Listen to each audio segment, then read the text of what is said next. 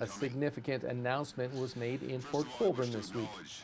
Minister of Transport Omar Alghabra, along with local MPs Vance Bataway and Chris Biddle, were among those on hand for the news that funding has been secured to reconstruct and rehabilitate 3 wharves along the Welland Canal.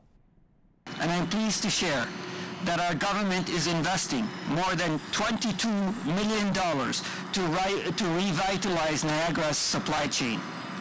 It's something that we all worked on, quite frankly. It's been a partnership between the city, the federal government, St. Lawrence Seaway, the private sector, all the partners, right down from lake to lake along the Welland Canal. It's a game changer.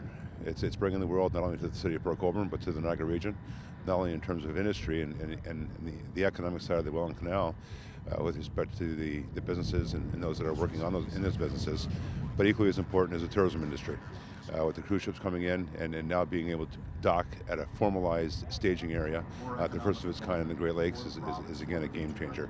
And the tourists it's going to bring in. Tourists that otherwise would not come to Niagara or have never been in Niagara, that are now going to be coming not by road, by highway, but now by Highway H2O along the Great Lakes. And of course with that, be able to take advantage of all the sights and sounds that we have here throughout the region. Once this project is completed, our vision is that the area will be transformed into a center of activity. So there will be storage facilities which will rise where we're standing.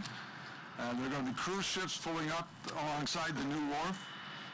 Today's announcement comes on the heels of some other recent moves designed to capitalize on a regional strength and spur economic activity along the canal. Well, as many people know, we most recently established an agreement, a partnership with the Hamilton Oshawa Port Authority, primarily with the cities of Thorold, Welland, and Port Colborne. That's already starting to create economy in Thorold with their multimodal hub that they've established in the old pulp and paper mills with the sale of the whole Hayesdana property. The second phase, of course, now is with the city of Port Colborne, and that's what we're building now.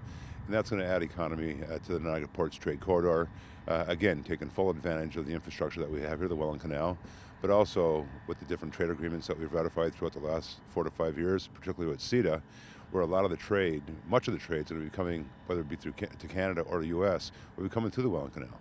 And now we're able to capture that, the industry is able to take advantage of that, and hopefully, and the expectation is that the economy will grow from that here throughout the region.